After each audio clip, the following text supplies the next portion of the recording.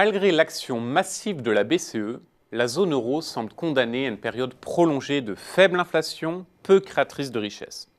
Résultat, la crédibilité de la BCE est remise en question, et ce d'autant plus qu'au même moment, la Réserve fédérale américaine semble en passe de réussir son pari et d'avoir une inflation dans les clous d'ici les prochaines années.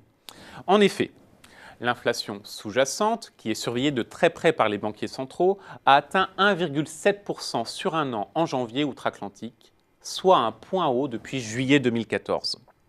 En zone euro, elle n'était que de 1% sur la même période.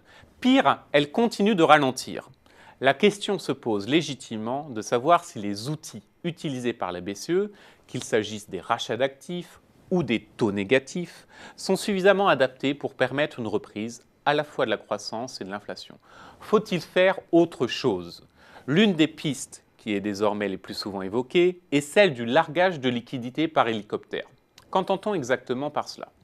Jusqu'à présent, la BCE a cherché à baisser les coûts d'emprunt par l'intermédiaire du marché interbancaire, afin de relancer le marché du crédit. Cependant, force est de constater que malgré une amélioration des conditions d'octroi de crédit au cours des derniers mois, l'évolution reste encore insuffisante pour garantir une reprise économique viable. Alors, pourquoi ne pas distribuer directement de l'argent aux ménages, puisque cela ne fonctionne pas par l'intermédiaire des banques?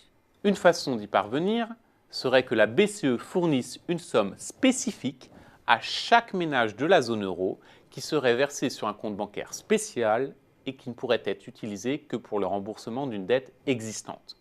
Pour les débiteurs, l'effet serait immédiat. Désendettement, retour de la confiance en l'avenir et par ricochet, accroissement du pouvoir d'achat et donc de la consommation. Effet vertueux instantané. Pour ceux qui ne seraient pas endettés, on pourrait alors imaginer que l'argent versé soit investi dans des projets d'infrastructures européens, ce qui stimulerait l'investissement et permettrait d'offrir un rendement à long terme. Est-ce une bonne solution?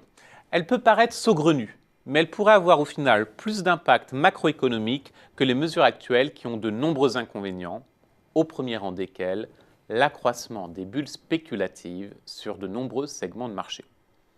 En revanche, l'hypothèse du largage de liquidités par hélicoptère pourrait se heurter à des problèmes techniques et certainement juridiques dans un premier temps.